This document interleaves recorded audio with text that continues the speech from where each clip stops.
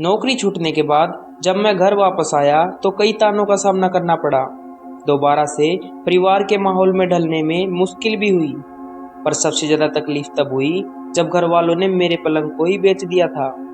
बड़े भैया ने मुझे कुछ पैसे दिए कि मैं एक नई खाट ले आऊं, मगर जितने पैसे थे उसमें एक पुरानी खाट भी नहीं आ सकती थी। दुकान पर पूछने गया तो वहां भी उतने में कुछ नहीं मिला। पर दुकान के बगल वाले घर से एक आदमी जो लगातार मुझे देखे जा रहा था बाहर निकला और बोला कि मेरे यहाँ एक पुराना खाट पड़ा है, सस्ते में दे दूंगा। उसने खाट दिखाया तो वो एकदम सही हालत में था, कुछ नया जैसा ही था। पर उस आदमी ने ज़्यादा पैसे नहीं मांगे। ये देखकर मुझे हैरानी हुई, मगर अपना फ़ायदा होते हुए देख मैंने कुछ नहीं कहा।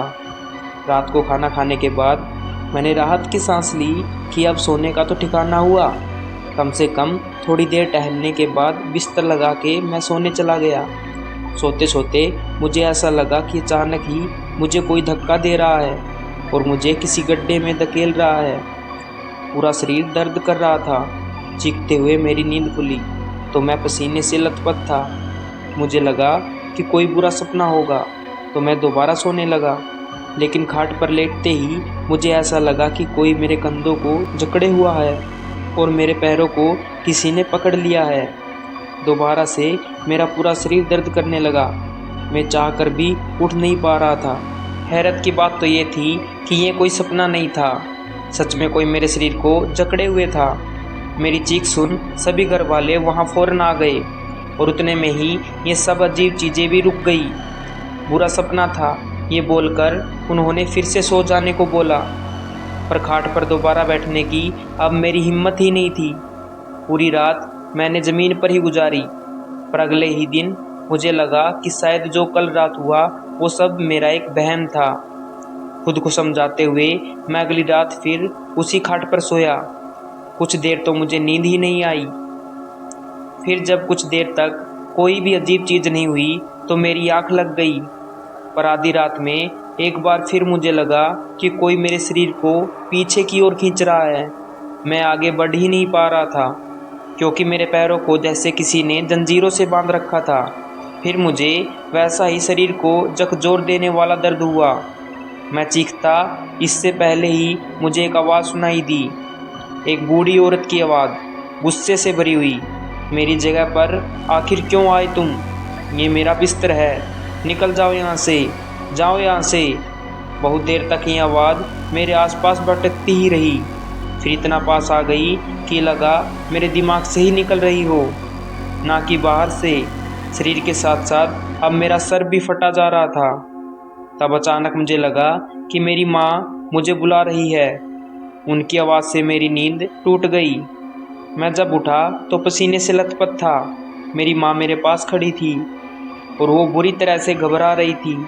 जब मैंने अपने पैरों को देखा तो मेरे पैरों पर रस्सी और खरोंचों के निशान दिखे, तो मैं भी चौंक उठा।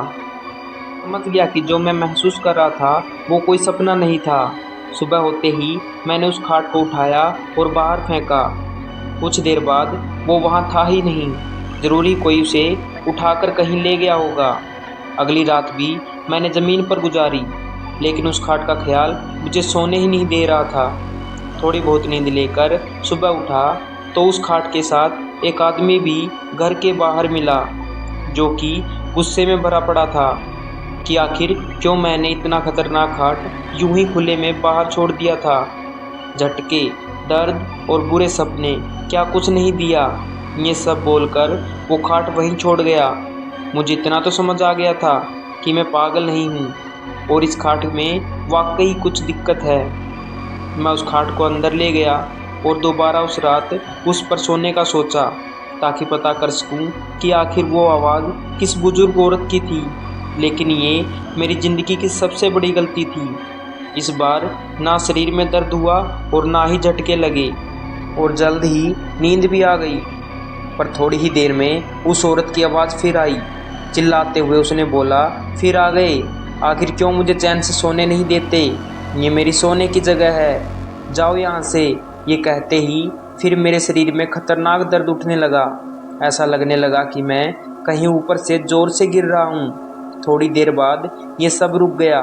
पर ऐसा लगने लगा कि जैसे खाट हवा में झूल रही हो, अपने कंधों पर कोई उठाए उसे कहीं ले जा रहा हो। मेरा मन सहमा जा रहा था। डर ने जैसे चारों ओर से मुझे घेर लिया था। मैं नींद में था पर फिर भी सब महसूस कर पा रहा था। अचानक मेरी सांसें घुटने लगी। मैंने सर दोबारा नीचे करके देखा तो खाट के चारों ओर आग लगी थी। मैंने चिल्लाने की कोशिश की मगर गले से आवाज़ निकल ही नहीं रही थी। लेकिन उसके कुछ ही पल बाद मेरे हाथ और पैर अचानक आज़ाद हो गए। मैं तुरंत उठकर बैठा, लेकिन मैंने जो देखा उससे मेरे रोंगटे खड़े हो गए। एक डरावनी सी बूढ़ी औरत मेरे ठीक सामने बैठी थी। उसे देखते ही मैं चिल्ला उठा और मेरी नींद टूट गई। हांफते हुए मैं चारों ओर देखने लगा, पर सब कुछ एकदम नॉर्मल था। बस मेरे पूरे शरीर पर घाव थे। मैं समझ चुका था कि किसी बूढ़ी औरत के सोने की जगह थी, जो शायद अब इस दुनिया में नहीं है, लेकिन फिर भी उसे यही सोना पसंद है। अगली सुबह मैं वो खाट दोबारा उस आदमी के पास ले आया जिससे इसे खरीदा था। उसे इन सब चीज़ों के बारे में बताया तो ये मालूम हुआ कि उसकी माँ ने कुछ ही दिन पहले इस खाट पर दम तोड़ा था। उसके बाद से वो खाट उसने अपने कमरे में ही खाली पड़ी रहने दी, ताकि उसकी माँ अब चैन से सो सके।